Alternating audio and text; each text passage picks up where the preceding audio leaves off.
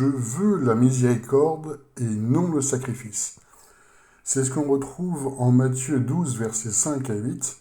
N'avez-vous pas lu dans la loi que les jours de sabbat, les sacrificateurs violent le sabbat dans le temple et ne sont pas coupables?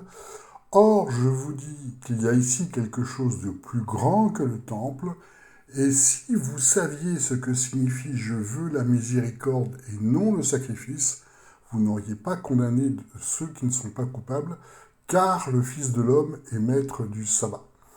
Pourquoi dit-il si vous saviez ce que signifie je veux la miséricorde et non le sacrifice? Parce que il cite Osée 6.6, qui annonce la venue de Jésus avec l'expression « car je prends plaisir à l'amour et non au sacrifice ». Et c'est présenté différemment dans la deuxième partie de ce verset, « à la connaissance de Dieu plus qu'aux holocaustes ». C'est en fait le même sens qui est présenté de deux façons différentes. Remarquez que la connaissance de Dieu dont on parle n'est pas la connaissance de la Bible. Pourquoi? Parce que c'est pas une connaissance intellectuelle, c'est celle du sens du message par l'esprit. En fait, donc c'est totalement différent.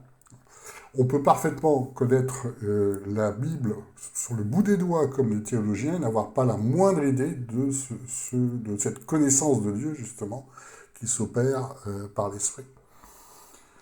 D'ailleurs, on peut remarquer que les Juifs, donc les 500 000 Juifs de l'époque, avaient tous la Bible, la Torah, l'Ancien Testament et pas le Nouveau, mais ça n'a pas changé grand-chose pour l'arrivée de Jésus, puisqu'ils avaient en fait l'Évangile vivant. En fait, ils avaient aussi accès à ce changement que représente le Nouveau Testament, puisqu'ils avaient l'Évangile vivant en la personne de Jésus. Et pourtant, là, vous voyez, il dit, si vous saviez ce que signifie, c'est-à-dire que vous n'avez pas compris, on pourrait dire, mais surtout, vous n'avez pas le sens exact, le bon message, celui qui est fait par l'esprit. On est très loin, encore une fois, d'une connaissance intellectuelle. C'est pour ça que quand on voit les prophéties sur Jésus, par exemple, Ésaïe 11.2, l'Esprit de l'Éternel reposera sur lui, esprit de sagesse et d'intelligence, esprit de conseil et de force, esprit de connaissance et de crainte de l'Éternel.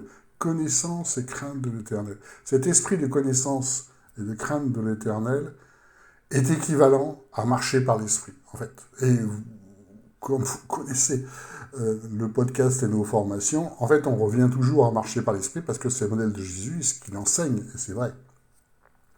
En Matthieu 22-29, Jésus leur répondit, « Vous êtes dans l'erreur parce que vous ne connaissez ni les Écritures ni la puissance de Dieu. » Voilà.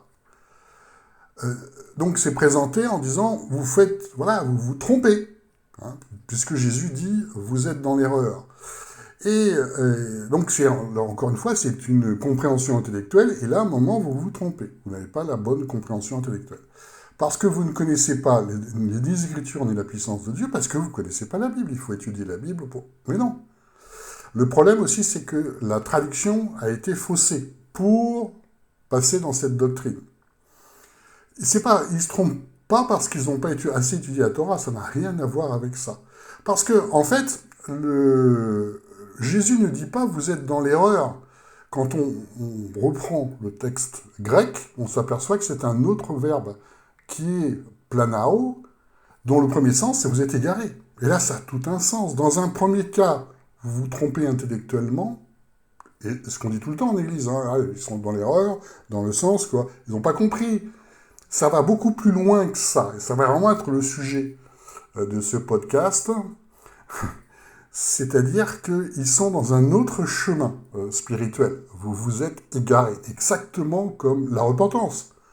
La repentance, tu dois te repentir, alors que le terme grec pour repentance, ça veut dire simplement changer d'esprit. Alors, tu dois changer d'esprit, ça ne veut plus rien dire du coup. Donc, on voit que tout est une question d'esprit, et on va développer cet aspect-là tellement important pour nous. Donc, dans le sens exact, vous vous êtes égarés, vous n'êtes pas sur le chemin de l'esprit, parce que vous ne... Eido, même chose, c'est pas vraiment connaître, c'est plus percevoir la puissance, c'est-à-dire la vivre véritablement, et percevoir aussi le sens des Écritures. Donc vous voyez, la difficulté aussi, c'est que il y a beaucoup de versets qui sont changés par les traducteurs pour aller dans le sens, toujours pareil, de leur pensée, parce que ça va être le thème de ce podcast, qui est une pensée humaine et non pas de Dieu. Donc c'est déformé par rapport à ça.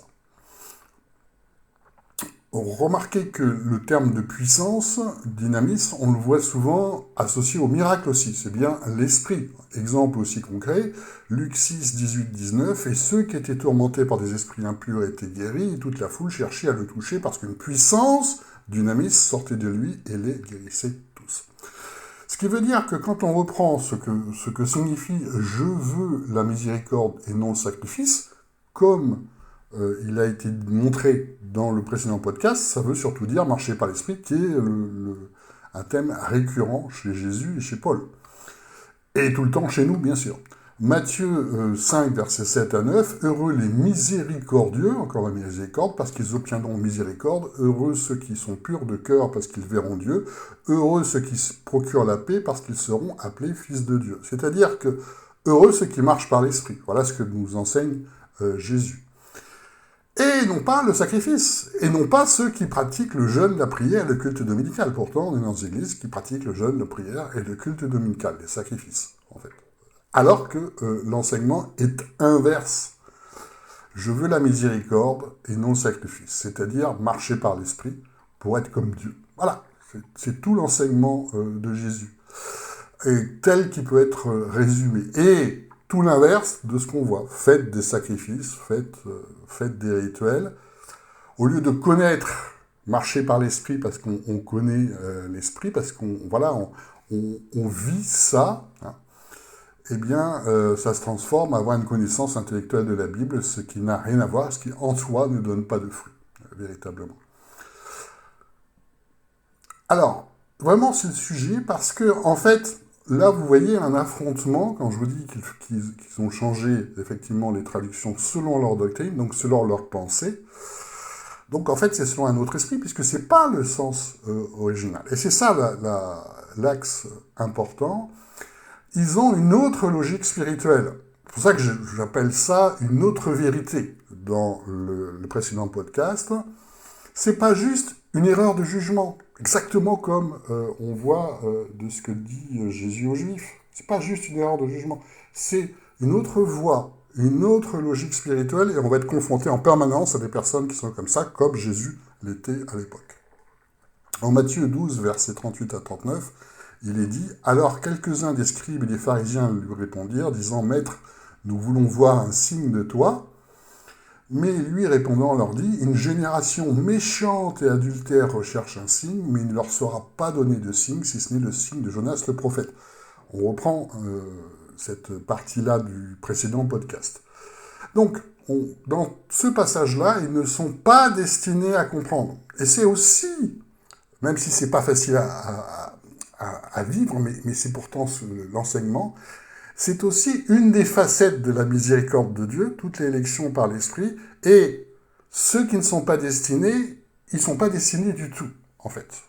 Donc, c'est pour vous montrer que la pensée de Dieu est tellement différente de ce qu'on entend d'habitude, ou de la pensée humaine. La miséricorde est souvent associée dans le Nouveau Testament au fait que Dieu bloque certaines personnes. C'est vrai que c'est pas la logique humaine, parce que miséricorde, c'est faire du bien, mais le plan de Dieu, véritablement, comprend un grand nombre de facettes par rapport à ça. Et je suis là justement pour, à travers les podcasts, vous faire rentrer dans cette pensée de Dieu qui est complexe. L'amour de Dieu est tout autant d'envoyer un antéchrist pour perdre ceux qui sont fragiles, entre guillemets, pour préserver les quelques-uns qui sont dans le bon esprit de vérité. Vous voyez, pourtant c'est bien Dieu, qui est amour, qui envoie cet antéchrist qui est là pour perdre, égarer. Il y a bien une sélection, et cette sélection est aussi l'amour de Dieu. Vous voyez la complexité de la miséricorde, mais on approfondira ça encore dans un autre podcast, parce qu'il y a plein de facettes de cette miséricorde. Donc, ils ne sont pas destinés à comprendre, mais il peut y avoir quelques exceptions. Après tout, les disciples sont issus de juifs, et Jésus est juif. Et on voit une exception comme Nicodème, par exemple. C'est intéressant l'exemple de Nicodème, parce que Jean 3, versets 1 à 2, il est dit « Or, il y avait un homme d'entre les pharisiens nommé Nicodème, qui était un chef des Juifs.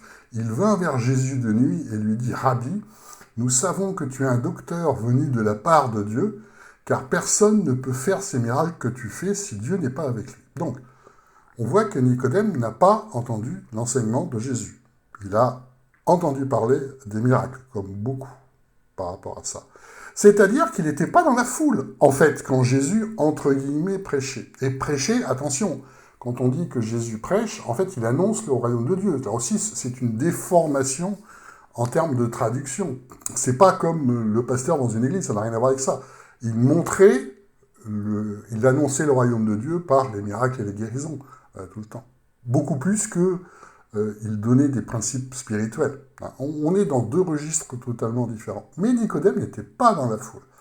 Donc, déjà, c'est intéressant de voir que ce Nicodème n'était pas concerné par l'enseignement de Jésus directement. C'est pour ça qu'il va le voir par rapport à ça.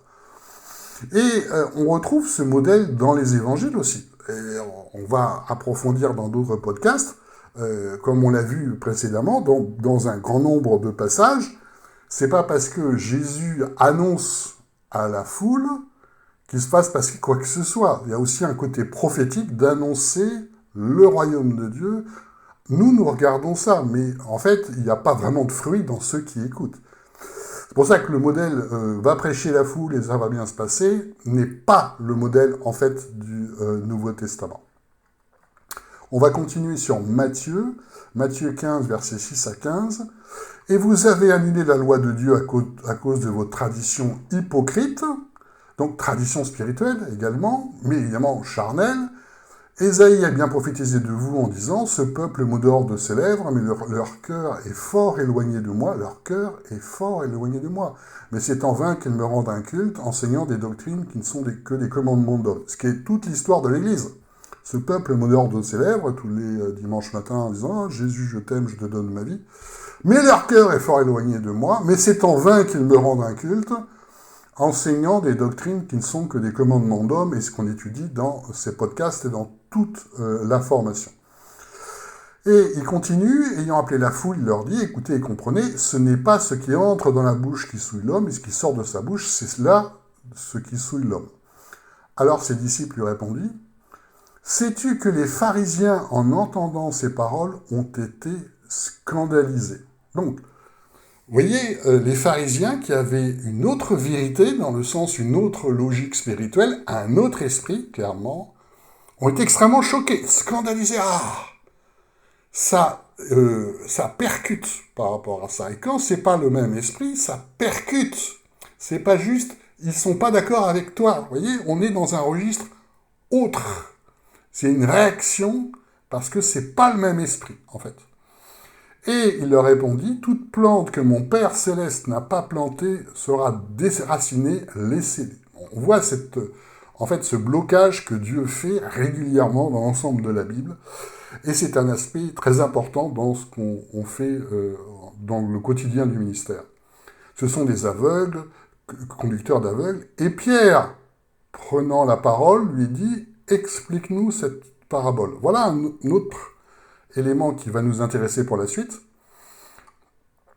Pierre a bien été élu par l'Esprit, mais ça ne veut pas dire qu'il a automatiquement un discernement spirituel sur les enseignements de Jésus. C'est pas automatique, ça s'apprend. C'est progressif par rapport à ça. Parce que régulièrement, quand il y avait une parabole, les disciples demandaient « mais explique-nous, on n'a pas compris ». Bon. Donc, vous voyez, faites bien la différence entre élection par l'Esprit et le discernement. Ah, voilà, j'ai tout de suite compris le bon enseignement. Ce sont deux choses différentes. Ça s'apprend. Et remarquez que Jésus leur dit, laissez-les. Hein. et non pas aller leur parler pour les convaincre avec un beau discours, par la raison. Et pourtant, ça, c'est ce qu'on entend partout, et c'est faux. Donc, exemple, c'est vraiment d'une autre logique spirituelle, d'une autre vérité, d'un autre esprit. Pourquoi je dis un autre esprit? Ils veulent tuer Jésus. Voilà. C'est-à-dire que, c'est un autre esprit, il y a une opposition très forte, les pharisiens veulent piéger, veulent tuer, et régulièrement on le voit qui fuit effectivement ça, parce qu'il y a un danger, d'accord? Mais c'est pas une erreur de jugement. Et voilà la difficulté, c'est pour ça qu'ils ont rajouté dans le texte de Romains 1, 20, 21, les perfections invisibles de Dieu, sa puissance éternelle et sa divinité se voient comme à l'œil, considérés dans ses ouvrages, afin qu'ils soient inexcusables. Donc c'est comme s'ils faisaient un choix intellectuel de ne pas croire, alors qu'en fait ils sont guidés par un autre esprit. Donc c'est pour ça que ce texte n'est pas bon. Ils ne sont pas inexcusables, ils sont dans un autre esprit.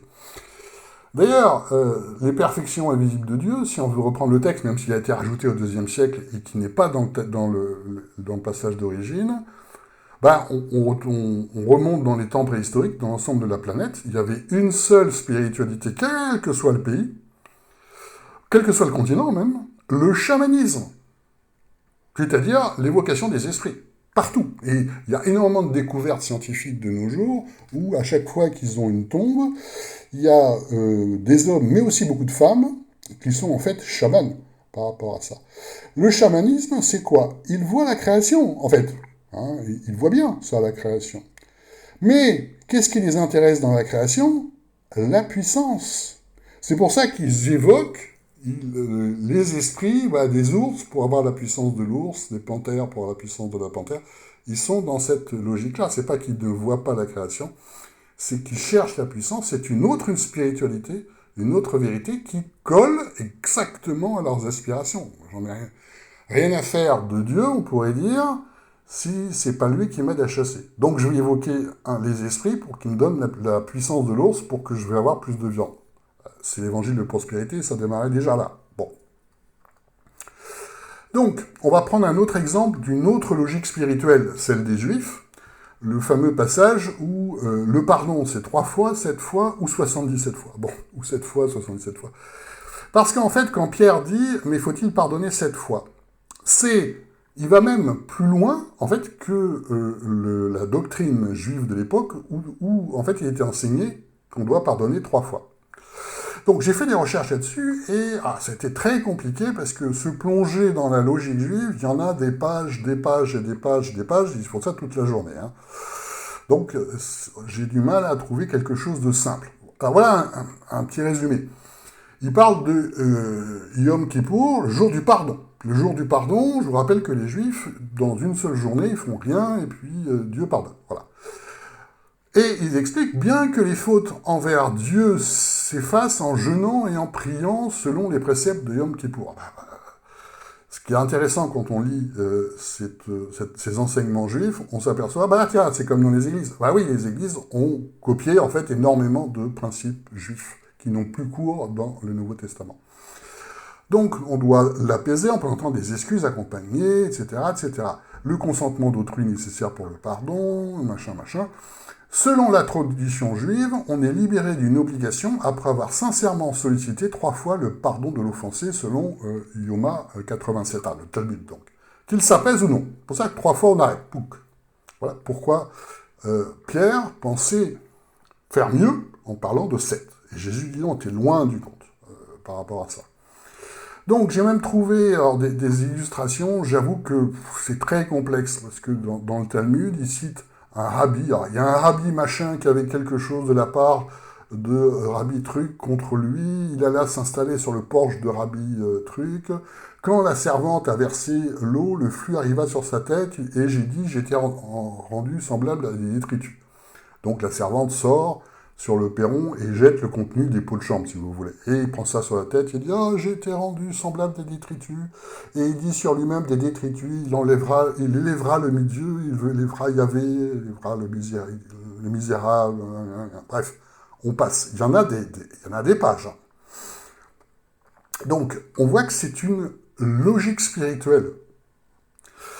On ne peut pas dire juste il se trompe, ils sont dans une autre vérité par rapport à ça. Et tout est dans cette vérité-là qui est un mensonge, on est d'accord? Mais pour eux, c'est une vérité. Tout est cohérent. Bon, on va passer à l'application pratique. On va continuer à étudier là ce qui passe sur le podcast EMC TV. Pourquoi là je peux le citer? Tout simplement parce que tout le monde le connaît. Hein. Donc c'est pas grave si je montre ça. En général, je ne nomme ni les personnes, mais bon, là comme tout le monde le connaît, c'est franchement pas grave. Et puis ça vous permet également de comprendre aussi ce qui se passe. C'est ça qui est intéressant. Donc, ça m'a beaucoup intéressé parce qu'ils ont parlé de l'onction. Pour moi, l'onction, c'est un peu mystérieux. D'accord? L'enseignement sur l'onction. Pourquoi c'est un peu mystérieux? Parce que dans le Nouveau Testament, on n'en parle qu'une fois de l'onction, en 1 Jean 2, versets 18 à 21. Petit enfant, c'est la dernière heure, et comme vous avez entendu dire qu'un antéchrist vient, aussi y a-t-il maintenant beaucoup d'antéchrists. Par là, nous connaissons que c'est la dernière heure, ils sont sortis du milieu de nous, mais n'étaient pas des nôtres, car s'ils avaient été des nôtres, ils seraient demeurés avec nous. Mais c'est afin qu'il fût manifesté que tous ne sont pas des nôtres. Et vous avez une onction, voilà. Dans le Nouveau Testament, c'est le passage qui en parle, de la part du Saint, et vous savez toutes choses. Ah, donc c'est l'esprit de vérité. Je vous ai écrit non pas parce que vous ne connaissez pas la vérité, mais parce que vous la connaissez. Et puisque vous savez que nul mensonge ne provient de la vérité. Donc, l'onction, dans le Nouveau Testament, une seule référence, puisque en fait, c'est plus utilisé, ça veut dire juste l'esprit de vérité, l'enseignement de Jésus. Hein. Je vous envoie l'esprit de vérité. Bon. Remarquez aussi, parce que ça va nous servir un peu plus loin, il parle de beaucoup d'antéchrists, parce que l'antéchrist est donc un homme. Un homme qui est conduit par l'esprit mauvais. C'est pour ça que c'est l'inverse de Jésus. Homme conduit par l'esprit de Dieu. Antéchrist. D'accord? Il est aussi appelé menteur, séducteur, faux prophète. Hein. Homme donc qui parle sous l'inspiration d'un esprit mauvais. Mais c'est un homme. En Apocalypse, on voit qu'il monte encore d'un cran, mais ça reste un homme. Puisqu'en Apocalypse 13, 6, 7, elle ouvrit la bouche en blasphème contre Dieu pour blasphémer son tabernacle, ceux qui habitent dans le ciel, et il lui fut donné de faire la guerre aux saints et des vaincre, et il lui fut donné pouvoir sur toute tribu et peuple et langue en nation, etc., etc. C'est un homme qui parle, même s'il est complètement conduit par l'esprit mauvais, l'antéchrist, donc l'inverse de Jésus, qui est complètement conduit par l'esprit de Dieu. Revenons à cette onction, parce qu'il a démarré tout de suite dans quelque chose que j'avais entendu parler, mais je connaissais mal, la fameuse onction de multiplication. Donc c'est quoi ce truc? Et en tapant sur Internet, je trouve tout de suite, bien sûr, voilà ce qui est dit dans certains mouvements, transfert de l'onction de multiplication aux partenaires, ceux qui financent. Donc s'ils financent, ils ont eux-mêmes cette onction de multiplication. Bien-aimés, rappelez-vous ce qu'on a dit là-dessus, tout ne dépend pas de ce que nous possédons, mais plutôt de qui les possède. Sachez que ce principe du royaume, ça, le principe du royaume, ils adorent, c'est-à-dire une sorte de nouveau principe fait d'un mélange d'Ancien et de Nouveau Testament bien détourné du message d'origine. C'est ça le principe du royaume. La multiplication n'a lieu que quand on arrive à donner le peu qu'on a. Donc, il explique que puisque on voit, en gros, la multiplication des pains, Jésus fait la multiplication des pains avec les quelques pains que lui donne le petit orphelin. Bon. Donc, c'est ça, l'onction de multiplication. Donnez le peu que vous avez à Jésus, donc à moi, voilà, toujours le même principe, à l'Église, à moi, donc voilà. Et puis vous verrez, tout sera multiplié et tu feras fortune dans tes affaires, et voilà, et voilà. Évidemment, ce n'est pas l'application du tout, puisque la multiplication des pains, c'est en fait le même enseignement, mais démontré cette fois-ci que la bonne terre, dans la parabole du semeur. Il y a effectivement, par l'esprit, une multiplication, qui ne veut pas forcément dire une multitude, mais une multiplication, qu'on retrouve effectivement avec Paul, mais là aussi on va décortiquer dans un autre podcast, parce que justement, ce qui semble être une multiplication dans un premier temps, en fait, donne très peu de fruits dans un deuxième temps. Donc il y a aussi tout un message par rapport à ça. Voilà. Donc on continue sur le texte. Alors là, c'est ce que j'ai trouvé sur Internet simplement, sur ça. Donc Dieu cherche des gens ordinaires qui sont prêts à s'offrir à lui, c'est ce que nous offrons à Jésus qui a le potentiel d'être multiplié, d'accord? C'est ce que nous remettons qu'il peut bénir et multiplier. Donc, bon, en résumé, si vous l'envoyez 100 $, ça va se multiplier. Après, alors là aussi, il y a une phrase qui semble être comme ça dans le Nouveau Testament, mais il sort complètement, il dévie complètement euh, ce passage-là. Donc là, il nous parle de quelqu'un, en fait, j'avais déjà repéré sur Internet, ça m'avait intéressé, c'est le patriarche apôtre machin machin, je ne sais pas la peine d'avoir son nom. Pourquoi ça m'a intéressé? Parce que j'ai vu cette foule, justement. Là, on voyait une foule, il fait des méga church de 50 000 personnes, et quand il arrive, c'est extraordinaire, il arrive dans des Rolls, enfin, dans des très grosses voitures, c'est pas forcément des Rolls, mais escorté par la police, tellement c'est un homme important, enfin, c'est un truc hallucinant. Et alors, il vient, les croisades, voilà un homme de multiplication, d'onction de multiplication, hein, les signes, les prodiges et les guérisons, tumeurs, cancer, sida, des paralytiques marchent, des aveugles voient. Et alors, voilà ce qu'il dit. Même des enfants nés sans sexe recouvrent miraculeusement leur sexe, un truc un peu bizarre quand même. Des morts ressuscitent, des poissons. En là, ça continue, c'est le texte hein, du site. Des poissons, des lézards, des serpents, des cafards, des souris, des objets, etc. Alors, moi j'ai vu les vidéos, et ce qui m'avait intéressé à l'époque, c'est ce gars avec l'onction de multiplication, machin, machin. En fait, quand il montrait sa puissance spirituelle, on voyait des images, mais de sorcellerie, clairement. On voyait des sortes d'insectes qui sortaient de blessures, mais qu'est-ce que ça a à voir avec le bon esprit? C'est pour ça qu'il dit tout ça. Et je suis allé voir la fameuse Le mort qui ressuscite, et la vidéo, alors la vidéo est habilement tournée quand même, parce qu'on voit une femme qui se précipite vers l'homme de Dieu, toujours pareil, homme de Dieu, en pleurant, sauf qu'elle cache son enfant dans les bras, on ne le voit absolument pas. Et les caméras sont derrière, alors qu'elles sont toujours en fait vers l'homme de Dieu. Et il s'approche, l'homme de Dieu, entre guillemets, pose sa main, ah, ne crains pas, femme, Dieu va agir, machin, machin. Et donc là, la femme ouvre les bras, et les caméras arrivent pour montrer que l'enfant bouge. Oui, mais il bougeait avant aussi, sauf qu'on ne le voyait pas. Ça, c'est des techniques, effectivement, qui ont été montrées avec TB Joshua. Ils disent à la personne, précipite-toi, pleure, mets-toi à genoux, dis « Homme de Dieu, j'ai besoin de toi, homme de Dieu, j'ai besoin de toi », et ça fera un gros effet à l'écran. Bon, honnêtement, j'ai pas été emballé, mais c'est logique, parce que c'est une autre logique spirituelle, un autre esprit. Et voilà ce que dit, voilà ce gars-là, le patriarche apôtre, c'est pas le dernier déjà. Après ce riche enseignement, il a conduit tous les fidèles, ça n'existe pas dans le Nouveau Testament, à un moment fort de prière et de déclaration pour une délivrance totale, recommandant le déversement de gouttes d'huile sur la tête et dans chaque paume de main, rameau à la main, sourire aux lèvres. Le peuple de Dieu, c'est l'Ancien Testament ça, a reçu de loin de Dieu, la fameuse onction, porteur de cette grande dispensation des bénédictions prophétiques. Alors effectivement, là, je vous parle du podcast MCTV, parce que je l'avais pratiqué pendant un moment, d'ailleurs, ces enseignements-là. Il parle d'une audience de 233 millions de personnes, quand même. Hein. Bon. Donc, la foule, elle est là, l'onction de multiplication, et la foule, elle est là. Qu'est-ce qui m'a intéressé comme enseignement? Ça s'appelle « Les pièges à éviter quand on est loin ». Voilà ce que dit le gars. Alors, ce qui est intéressant dans les podcasts, c'est qu'on a le texte aussi. Donc, ça m'a permis d'affiner tout ce qu'il disait. Il commence en disant « Beaucoup d'ouins sont tombés dans l'orgueil, fierté spirituelle. » Et là, il cite 2 Chroniques 26-16, « Et lorsqu'il, donc il parle de Osias, il n'est pas super connu, mais Osias, fut devenu puissant, son cœur s'éleva jusqu'à le rendre criminel, il fut infidèle à l'Éternel, son Dieu, et il entra dans le temple de l'Éternel pour faire fumer l'encens sur l'autel des parfums. »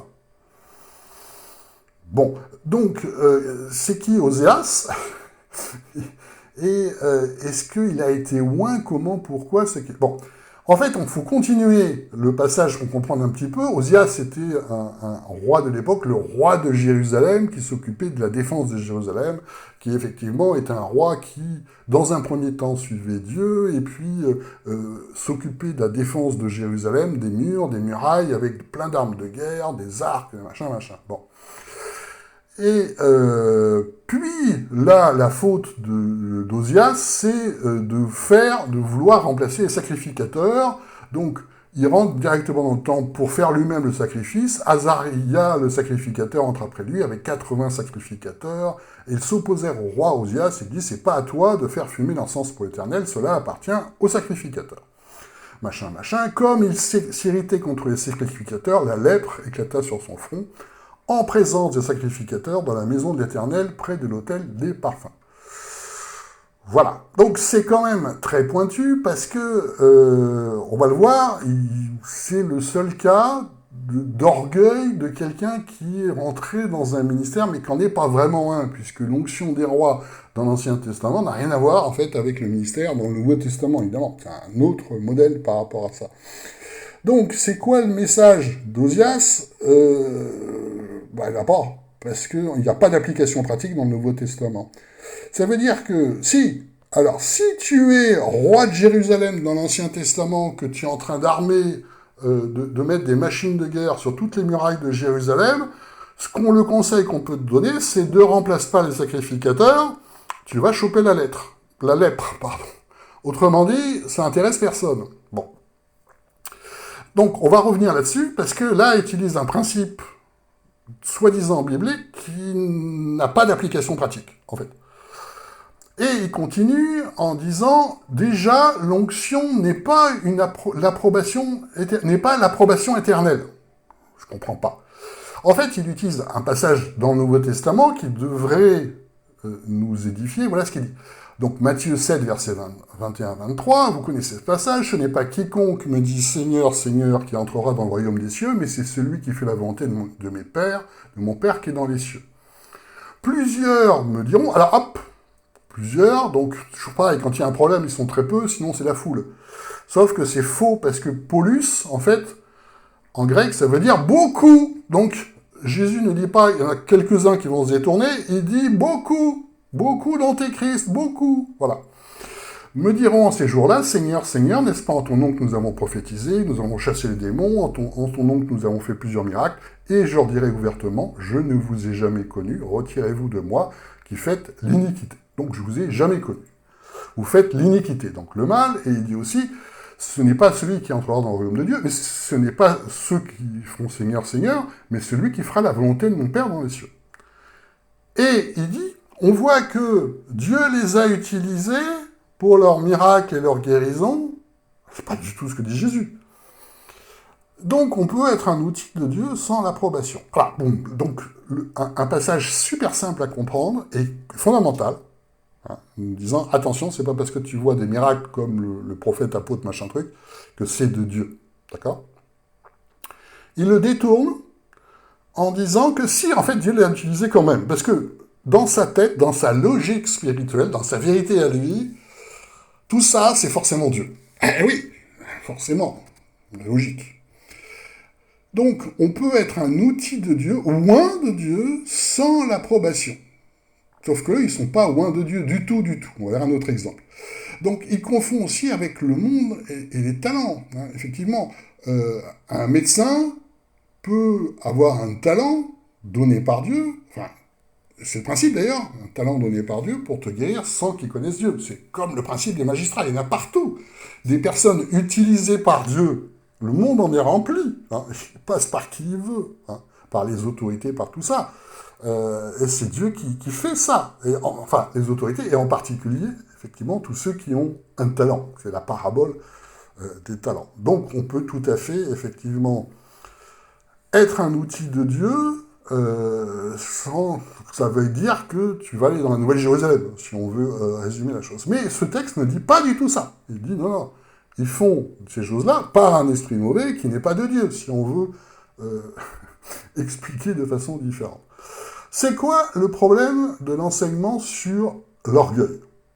C'est impossible. Il n'y a aucun ministère pour quelqu'un qui est orgueilleux. Dieu s'oppose aux orgueils. Dans le Nouveau Testament, on retrouve nulle part ça. C'est-à-dire qu'il y a plein de... Effectivement, on peut chuter, et on a le cas dans l'église de disciples, il y a un certain nombre de personnes qui n'arrivent pas à leur ministère par l'orgueil et chutent.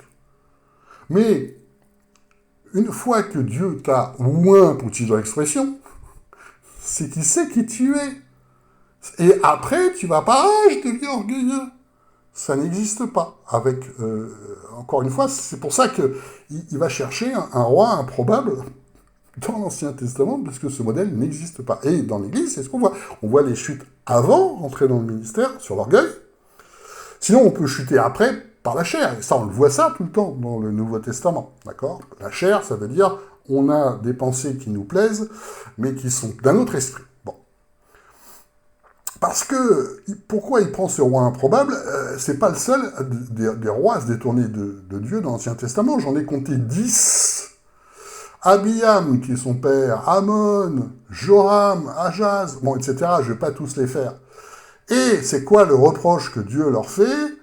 Ils imitent la conduite des rois d'Israël selon les coutumes abominables des nations, et le reproche qui revient le plus souvent, le péché le plus grave des rois est d'imiter leur père, en fait, parce qu'ils continuent d'adorer d'autres divinités. Voilà. Il fit ce qui déplaît à Yahvé, tout comme avaient fait ses pères pour Joach, Joachim, etc., etc., etc. Donc ils sont charnels. Ça veut dire que le roi dont il parle est une totale exception. Et de toute façon, les rois qui ne font pas la volonté de Dieu, il y en a toute une liste. Ce qui veut dire qu'il n'y a pas aucune application pratique, mais ça lui permet de faire son message. Parce que le bon enseignement sur le roi, je vous l'ai cité dans un autre podcast, dans le Nouveau Testament, on nous parle de quoi ? On nous parle un peu de Salomon, et on nous parle de David.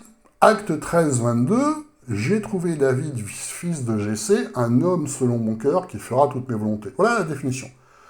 Homme selon mon cœur, qui fera toutes mes volontés. Et si tu es orgueilleux, tu n'es pas homme selon le cœur de Dieu, tu ne feras pas les volontés de Dieu. C'est aussi simple que ça. Donc tu ne rentreras pas dans ton ministère. Voilà, ça c'est aussi simple que ça. Parce que l'orgueil est quelque chose de très grave. Jésus place l'orgueil comme le meurtre. On retrouve Marc 7, 22, 23, « Ce qui sort de l'homme, voilà ce qui souille l'homme, car du dedans du cœur des hommes sort des mauvaises pensées, des fornications, des adultères, des meurtres. » Et ça continue, ça continue. L'orgueil et la folie. Donc, l'orgueil, c'est comme le meurtre. Très grave.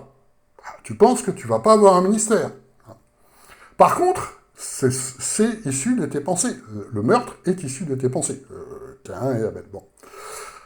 2 Corinthiens 12, 7, sur l'orgueil. Qu'est-ce qui se passe ? Est-ce qu'on peut, comme il le dit, tomber dans l'orgueil ? Ah ben non, Paul le dit. 2 Corinthiens 12, 7. Pour que je ne sois pas rempli d'orgueil à cause de ces révélations extraordinaires, j'ai reçu une écharpe dans le corps, un ange du Satan pour me frapper et m'empêcher de m'enorgueillir. C'est prévu par Dieu. Si tu fais par l'esprit, Dieu prévoit que tu ne tombes pas dans l'orgueil. Mais moi, c'est pareil, en fait. J'ai certaines maladies chroniques, et quand j'ai fait une prière là-dessus, j'ai tout de suite eu la réponse, comme Paul. Voilà. Hein, je vais faire avec. Hein, pour ne pas que je me croie pour Superman. Dieu prévoit le coup. Quand c'est vraiment le bon esprit, c'est ce qui se passe. C'est pour ça qu'on ne trouve pas, contrairement à ce qu'il raconte, de chute de personnes qui sont vraiment rentrées dans le ministère et qui chutent par orgueil. Pas la chair, oui, tout le temps. Mais par l'orgueil, non. Puisque, justement, si c'est fait par l'esprit, ça veut dire que tu es dans l'humilité comme un petit enfant, et certainement pas dans l'orgueil. C'est tout le principe du disciple de Jésus, le petit enfant. Rappelons les enseignements de Jésus aux disciples qui ne sont pas encore envoyés en mission. Matthieu 18, 1, 4, les disciples s'approchèrent de Jésus et dit « Qui donc est le plus grand dans le royaume des cieux ?» Orgueil, ils ne sont pas encore entrés dans la mission. Et ayant appelé un petit enfant, il le plaça au milieu d'eux et dit « En vérité, je vous dis que si vous vous convertissez, devenez comme des petits enfants, vous n'entrerez point dans le royaume des cieux. Quiconque donc se rendra humble comme ce petit enfant, celui-là est le plus grand dans le royaume des cieux. » Donc, avant que tu rentres dans le ministère, il y a toute cette préparation. Si tu es dans l'orgueil, tu rentreras jamais dans le ministère. Sois comme un petit enfant. Si tu es dans tes pensées, tu es dans le charnel et tu ne rentreras jamais dans le ministère. Et Matthieu 19, 30, mais plusieurs des premiers seront les derniers, plusieurs derniers seront les premiers. Il y a plein d'enseignements de ça, justement pour habituer les disciples à ça, par rapport à ça. Parce que l'envoi dans la mission, c'est en Matthieu 28. Aller dans toutes les nations, etc. Matthieu 28. D'ailleurs, il n'y a pas vraiment de chute dans la Bible, puisque les chutes dans la Bible, deux personnes qui sont entrées dans la mission, enfin, comme je vous dis, c'est une exception, enfin, le roi de Glécite, c'est une exception totale. Les chutes les plus connues, moi j'ai tout de suite pensé à Moïse, quand il tape avec le bâton, c'est pas de l'orgueil, c'est charnel. Il fait une autre méthode, et il passe beaucoup plus d'années dans le désert. J'ai tout de suite aussi pensé au roi Saul, mais le roi Saul, c'est charnel. Il a fait, comme d'habitude, selon ses pensées. Ah non, non, je vais me garder une partie du bétail, parce que ça m'arrange. Charnel, donc contre ce que disait Samuel. David, la femme, charnel, pas l'orgueil. Bon. Quand Dieu parle de l'orgueil dans l'Ancien Testament, voilà ce qu'il dit. Jérémie 13, versets 9 à 10. Ainsi parle l'Éternel, c'est ainsi que je détruirai l'orgueil de Juda et le grand orgueil de Jérusalem, ce peuple mauvais qui refuse d'écouter mes paroles, qui marche suivant l'endurcissement de son cœur et court après d'autres dieux pour les servir et les adorer. Il sera comme cette ceinture qui n'est plus bonne à rien. Dieu va pas envoyer une onction d'esprit à quelqu'un qui est bon à rien. D'accord ? Quand il parle d'orgueil dans ce passage, peuple mauvais qui refuse d'écouter mes paroles et qui marche selon l'endurcissement de son cœur et court après d'autres dieux pour les servir et les adorer. C'est pas la chair, donc. Vous voyez ? Donc, l'onction qui conduit à l'orgueil n'est pas de Dieu. Impossible. C'est donc une autre logique spirituelle, une autre vérité, un autre esprit, et c'est parfaitement connu. Matthieu 4, 8, 9, le diable le transporte encore sur la montagne fort haute et lui montre tous les royaumes du monde et de leur gloire, et lui dit « Je te donnerai toutes ces choses si te prosternant tu m'adores. » Voilà. C'est ça, l'onction de multiplication qu'ils expliquent. C'est ça, c'est ce truc-là. Cette onction-là n'est pas de Dieu. Donc, il nous parle à un moment de renouvellement de l'onction. Je ne comprends pas ce que ça veut dire. Il nous parle aussi, c'est comme on renouvelle l'huile. Ouais, comme une voiture, donc. Je ne comprends pas. Donc, il explique, parce que pour renouveler l'onction, il faut se comporter d'une certaine façon. Donc, il y a besoin d'un gars pour leur dire, comporte-toi comme ça. Donc, c'est pas l'Esprit de Dieu.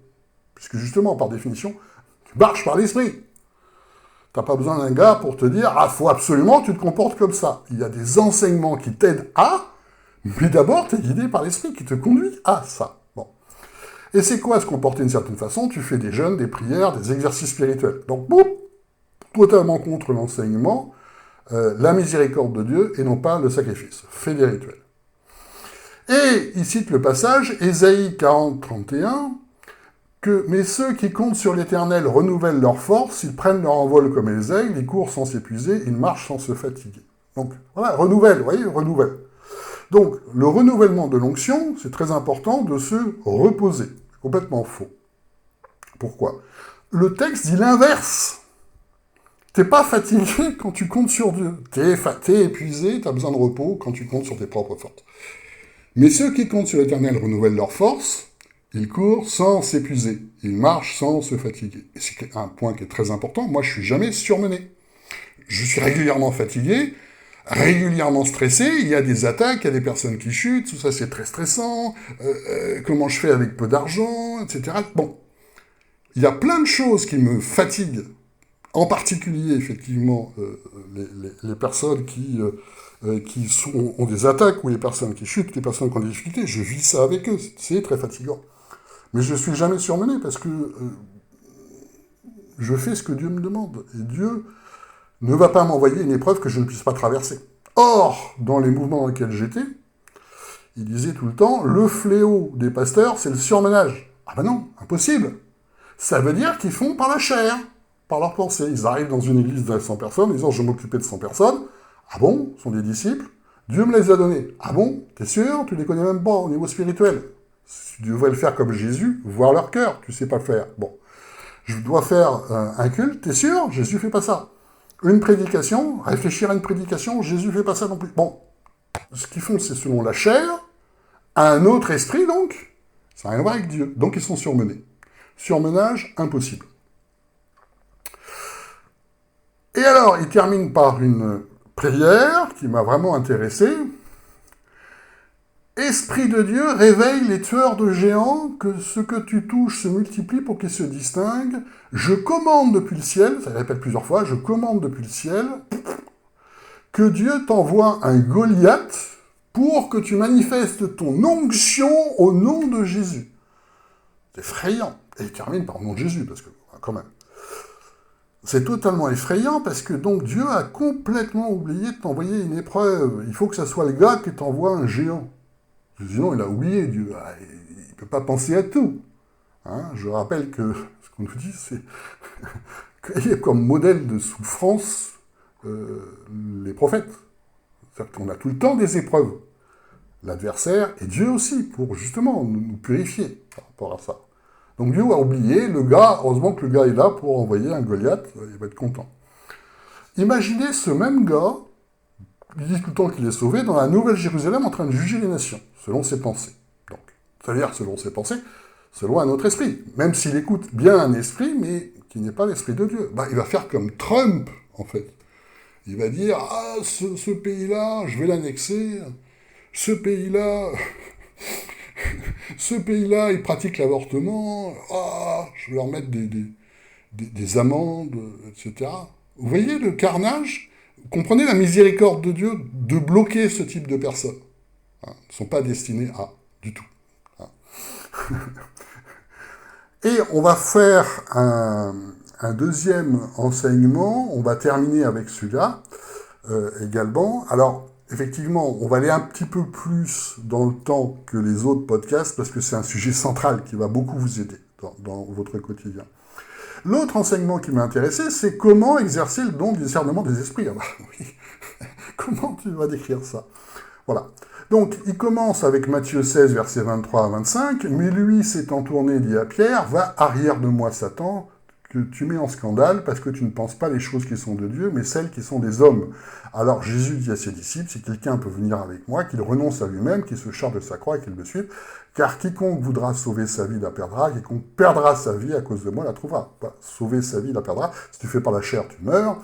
Et pour écouter l'esprit, il faut être comme petit enfant, tu renonces à ta vie. Voilà. Enseignement de base. Alors voilà ce qu'il dit. Il ne lui dit pas que c'est un esprit mauvais qui parle en lui. Non. Ah bah si, c'est ce qu'il dit. Alors, moi, Satan. Hein, on commence. Tu ne penses pas les choses qui sont de Dieu. Donc, tes pensées sont des pensées charnelles, et tu passes le message de Satan, parce qu'il dit « arrière de moi, Satan ». Il ne dit pas « attention, là, ce que tu penses, pose-toi la question de savoir s'il n'y a pas le Satan derrière ». Non, arrière de moi, Satan, parce que c'est Satan qui parle, aussi simplement que ça. Et il ne dit pas ça. Il ne lui dit pas que c'est un esprit mauvais qui parle en lui. Non, il lui fait sentir que c'est l'angle de vue des hommes, et derrière cette vision des choses humaines, il y a Satan. Ah non. Que dit le Nouveau Testament là-dessus? Matthieu 12, 30. Jésus, donc. Celui qui n'est pas avec moi est contre moi, et celui qui n'assemble pas avec moi disperse. Alors, peu importe, c'est un homme qui n'est pas avec moi, donc qui fait selon ses pensées, donc qui fait selon le prince du mal qui est dans le monde, s'oppose à Dieu. Point. Pour ça qu'il faut mourir à soi-même. D'accord? On prend un autre exemple. Colossiens 2, 18. Que personne ne vous enlève à son gré le prix de la course sous prétexte d'humilité et par un culte des anges, pénétrant dans des choses qu'il n'a pas vues, étant follement enflé par ses pensées charnelles. Donc, toujours les pensées charnelles et l'homme vous empêchent de rentrer dans votre destinée. Vous enlève à son gré le prix de la course. D'accord? C'est-à-dire que le message qui passe est le message de Satan. Aussi simplement ça, qui passe par lui, parce qu'il fait selon ses pensées. D'accord? Et il dit, l'Église doit reconnaître qui parle derrière mes frères. C'est faux. Qui parle à travers, comme le montrent ces passages. À travers. Comme la prédication. L'enseignement qui détourne effectivement de l'Esprit de Dieu pour avoir un autre esprit, c'est pas qu'à Satan derrière, c'est qu'il fait selon ses pensées, selon donc un autre esprit, aussi simplement que ça, d'accord? Et là, il parle d'un autre passage, Acte 16, versets 16 à 20, « Or, il arriva, comme nous allions au lieu de prière, qu'une servante qui avait un esprit de python et qui, en devinant, apportait un grand profit à ses maîtres, donc ça marchait, on va revenir à ça, nous rencontra, elle nous suivait, Paul et nous, et criait, disant, « Ces hommes sont des serviteurs du Dieu très haut, ils vous annoncent la voie du salut. » Or, elle fit cela pendant plusieurs jours, mais Paul, en étant importuné, se retourna et dit à l'esprit, « Je te commande au nom de Jésus-Christ de sortir d'elle. » Et il sortit à l'heure même. Donc, remarquez que cette femme, ça marche très bien, puisque ces maîtres, justement, gagnaient beaucoup d'argent avec ces divinations, l'esprit de Python. D'accord ? Or, il a commencé l'onction en expliquant que, et l'orgueil, justement, en disant, ben oui, mais même si tu dis à plein de monde tes prophéties qui sont justes, tu ne dois pas t'orgueillir. Sauf que, là, rappelez-vous, il a confondu, il a détourné, en fait, ceux qui font des miracles en disant qu'ils sont utilisés par Dieu. Donc, selon ce principe-là, ces divinations qui sont justes, et il y en a beaucoup, sur un grand nombre, bah, ça vient forcément de Dieu. Dieu l'a utilisé. Ah bah non, pas Dieu. Bon. Vous voyez comment ça détourne tout par rapport à ça. Donc, l'esprit parle à travers, et c'est vrai, ce sont vraiment des serviteurs de Dieu qui sont là pour annoncer la voie du salut. Mais, et ça va être tout le temps, il y a des choses qui sont vraies, utilisées pour des choses qui sont fausses. Exactement comme la multiplication des pains. Jésus multiplie bien les pains, mais ça ne veut pas dire que tu seras riche dans ton commerce, si tu donnes de l'argent ou à l'apôtre patriarche. Évidemment, l'esprit mauvais va tout le temps dire des choses vraies pour conduire à des choses fausses, exactement comme tous ces enseignements. Tout n'est pas faux, il y a toujours un mélange. C'est ce mélange qui détourne. C'est pour ça que c'est difficile à discerner, justement, parce qu'il y a des choses qui sont vraies et vous conduisent dans un sens qui plaît à vos pensées. Évidemment, ça plaît aux pensées de dire ah, si je donne de l'argent à ce patriarche apôtre, je vais être riche. Ça plaît. Il fait selon ses pensées, donc l'adversaire. Et ça tue l'Esprit de Dieu.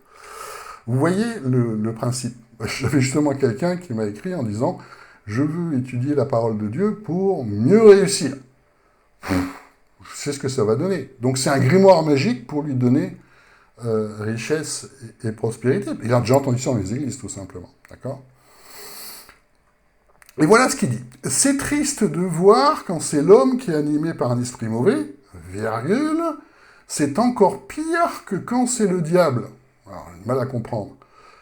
En fait, il parle de possession, parce qu'il dit « Je préfère me battre avec le diable. » Moi, je ne me bats jamais avec le diable, en fait. Je sais comment le chasser au nom de Jésus, mais se battre contre les hommes, c'est difficile, c'est épuisant, ils font l'objet de l'amour de Dieu. Ah, il y a une confusion extrêmement importante. On ne se bat pas avec le diable. Jésus, à un seul moment, on le voit qu'il se confronte, justement dans une faiblesse, mais c'est très prophétique, c'est pour nous apporter quelque chose. Sinon, il ne se bat jamais contre le diable. Hein. Hop, il chasse les démons, et les démons obéissent. Et en fait, moi, je fais pareil quand c'est vraiment un exorcisme, je ne me bats jamais, effectivement, contre le diable. Mais tout le temps, comme Jésus, avec les pharisiens et les juifs qui parlent pour l'adversaire, qui font l'œuvre, justement, de Satan. Et c'est là où il fuit, en fait. Et non, mon quotidien, c'est toujours, et le quotidien de tout le monde, le problème, c'est toujours les hommes qui sont inspirés par un esprit mauvais. C'est jamais le diable en tant que tel. En Apocalypse 13-15, l'Antéchrist, il dit « Il fut donné d'animer l'image de la bête, afin que l'image de la bête parlât même, et que tous ceux qui n'adoraient pas l'image de la bête furent mis à mort. » Bon, et certains disent, et ça doit être vrai, que animer l'image de la bête, c'est que le gars qui passe à la télévision. Mais donc c'est un homme, c'est toujours bien un homme, d'accord ? Ça passe par un homme, parce que c'est ça le modèle du Nouveau Testament. En fait, on ne se bat jamais contre le diable, même dans une possession. Mais parce que dans leur mouvement, ils adorent passer des heures à combattre le diable dans les possessions. Sauf que vous avez des vidéos là-dessus dans nos formations, ça ne marche pas comme ça. Moi, j'ai eu le cas de quelqu'un qui est au Bénin, qui à un moment donné, je voyais qu'il avait des grosses difficultés spirituelles, Et là, il me racontait justement que il avait, à un moment donné, il était dans un groupe, et puis l'esprit lui a dit qu'il y avait un esprit mauvais chez quelqu'un qui était une sorcière en fer. Donc, il a commencé à faire un exorcisme, et ça a passé 45 minutes. Alors, comme dans tous ces modèles pentecôtistes, c'est rouler par terre, rouler par terre, rouler par terre, et puis au final, ça n'a rien donné, évidemment, puisque la sorcière en question a fui. Elle ne voulait pas qu'on me bouscule par rapport à ça. Je lui ai dit, mais pourquoi ça dure 45 minutes? Pourquoi, quand moi je le fais, ça dure moins d'une minute et que toi, ça dure 45 minutes? Et la réponse était merveilleuse. Ah, parce que l'esprit mauvais, il ne voulait pas partir. Mais évidemment qu'il ne veut pas partir. La dame ne veut pas. Tu la forces. Dans tous les modèles de Jésus, c'est les personnes qui veulent. Évidemment. Quand la personne ne veut pas, tu ne vas pas forcer. Toujours pareil. C'est le libre arbitre. Je suis l'esprit que tu veux. C'est pas mon problème par rapport à ça. Par contre, si tu veux changer l'esprit, là, on est là. Mais si tu veux, bon, c'est tous ceux qui vont vers Jésus. À la fois pour les guérisons, ils vont vers. C'est pour ça qu'il dit c'est ta foi qui t'a guéri. Voilà. Ça part sur toi où t'en es par rapport à ça. Bon. Et donc c'était une catastrophe parce que quel est l'esprit qui lui a montré ça? C'est pas le bon esprit. Et il y avait plein de fois en fait c'était pas le bon esprit. C'était en fait des messages qui étaient modifiés. C'est celui dont je parle dans les formations qui tout d'un coup a reçu un message qui serait un grand prophète, le nouveau prophète Jérémie dans toutes les nations, etc. Bon, encore une grandeur et tout ça. Malgré que je lui ai dit que c'était un faux message, bon, il se fait appeler encore une fois prophète Jérémie au jour d'aujourd'hui, c'est hallucinant. Et à un moment donné, il me disait aussi que Dieu lui avait demandé, par rapport à sa maison, de mettre du sel aux quatre coins. Je dis, mais pourquoi Dieu a besoin de sel? Le Saint-Esprit n'est pas suffisant. Parce que, donc, c'était pas Dieu, évidemment, qui demande de mettre du sel aux quatre coins de sa maison, parce que ça parle à ses pensées. Il est d'accord avec ça. Il a toujours vu les sorciers, dans les églises pentecôtistes, etc., faire ça. Donc, il est d'accord avec ça. Donc, l'adversaire lui dit, fais ça. Et il pense que c'est Dieu. Ça marche selon ses pensées. Il n'a pas mis longtemps à chuter, et il a essayé, effectivement, de détruire l'Église, comme tous ceux qui changent d'esprit par rapport à ça. C'est toujours une attaque contre nous. Et moi le premier. C'est toujours moi qui m'en prends dans un premier temps. Parce que là, justement, dans ce phénomène-là, c'est pas qu'il est possédé. J'avais vu dans la vision, d'ailleurs, l'esprit qui l'influençait énormément. Mais ça ne veut pas dire qu'il était possédé. Ça veut dire que l'esprit mauvais est passé par lui pour passer des messages. Et je l'ai vu plein de fois. Quand il essayait de décourager quelqu'un en passant dans mon dos pour dire ne fais pas ça, quand une femme, par exemple, avait un rêve pour entrer dans son ministère, il passait derrière mon dos. C'est pour ça que j'arrête d'échanger les contacts quand c'est pas Dieu qui me le demande, tout simplement, pour lui expliquer qu'elle doit rester à la maison et à la cuisine parce que c'est la volonté de Dieu. Quoi. Voilà. Mais le même jour, la même heure, c'est vraiment conduit par un esprit mauvais. C'est ça ce modèle-là. Ils sont extrêmement dangereux là, par rapport à ça. Ils attaquent tout, ils détruisent tout, véritablement. Mais ça ne veut pas dire qu'ils sont possédés, toujours pareil. 1 Jean 2, versets 18 à 19, « Petit enfant, c'est la dernière heure, et comme vous avez entendu dire qu'un antéchrist vient, aussi maintenant y a-t-il beaucoup d'antéchrists. Car par là nous connaissons que c'est la dernière heure, ils sont sortis du milieu de nous, mais ils n'étaient pas des nôtres, car s'ils avaient été des nôtres, ils s'est demeurés avec nous, mais c'est afin qu'il fût manifesté que tous ne sont pas des nôtres. » Donc on parle d'antéchrist, homme conduit par l'esprit mauvais, comme Jésus est conduit par l'esprit de Dieu. Voilà. Et il continue en disant, le discernement des esprits te permet de voir s'il y a un ange qui ressemble à une personne. Alors, j'avoue que c'est extrêmement confus, parce que c'est faux en plus, puisque il enchaîne sur le fait qu'il a vu un ange. Alors, je sais très bien l'ange qu'il a vu, moi j'ai aucun problème, je connais parfaitement les messages. Il dit, je ne peux pas vous dire le message, mais si, on le connaît. Il te dit, tu vois, t'es le nouveau Élie, fonction de multiplication, bien sûr, c'est toujours le même message d'ailleurs. Ces esprits-là, ils passent le même message à des personnes qui l'entendent par leur pensée, justement, par la chair. Ils adorent ça, ils veulent être Élie, ils veulent l'onction de multiplication, et le message c'est ça, toujours ça. Ou des variantes, mais on reconnaît facilement. Alors, donc, bon, on passe sur la vision des anges, c'est complètement faux, parce que si c'est l'apparition d'un ange dont il parle, parce que ça c'est très confus son truc, t'as pas besoin d'avoir un discernement des esprits pour ça. Moi, quand j'ai vu l'apparition d'un ange, j'étais loin d'être totalement conduit par l'esprit.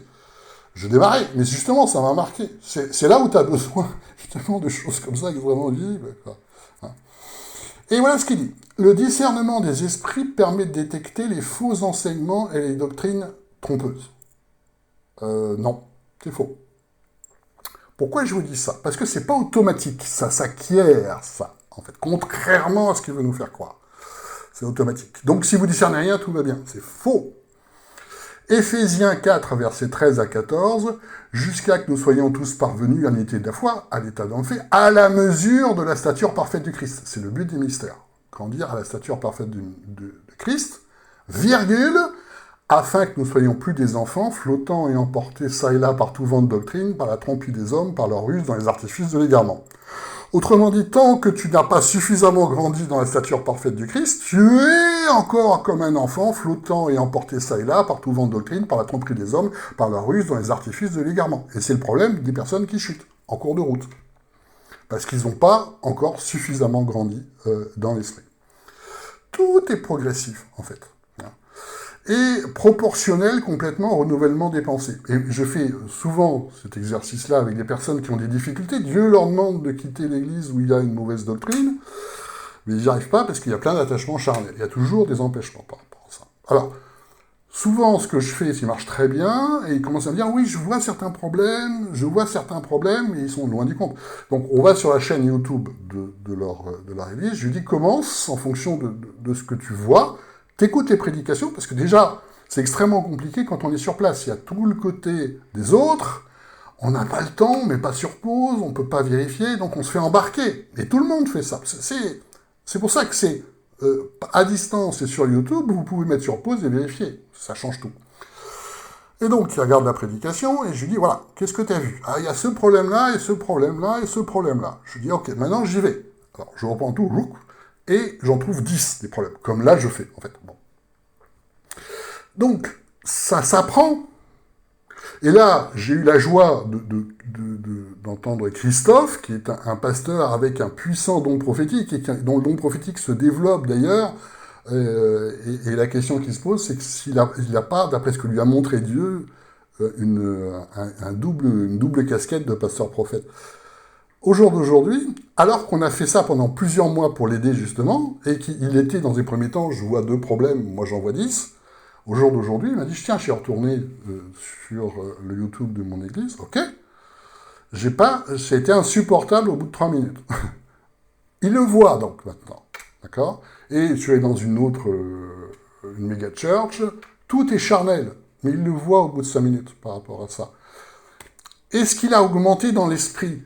Quelque part, oui, mais ça s'apprend. C'est à ça que servent toutes les formations, au renouvellement de l'intelligence, pour que vous connaissiez la vérité. Et donc, tout de suite, vous voyez quand il y a un problème par rapport à ça. Il y a tout un côté, ça s'apprend. C'est progressif. Contrairement à ce qu'il nous dit. C'est pas automatique, cette chose-là. Voilà ce qu'il dit. Le discernement des esprits permet de reconnaître les infiltrés, ceux qui n'ont pas les mêmes esprits que nous. Voilà. Donc ceux qui n'ont pas le même esprit que nous, c'est les infiltrés de l'adversaire. Et là, je me reconnais. Dans toutes ces églises, chaque fois, j'étais pas comme eux. Donc j'étais diabolique. Voilà. C'est le raisonnement. Toujours pareil, notre logique spirituelle.